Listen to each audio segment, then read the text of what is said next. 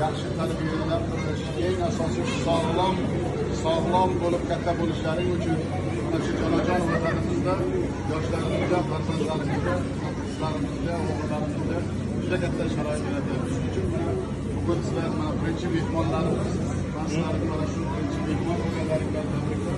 Mana bitta iltimos bor, ota-onalaringga masalan bugun prezidentni ko'rdik, prezidentga topshiriq berdi deysiz. Aytalasizlarmi?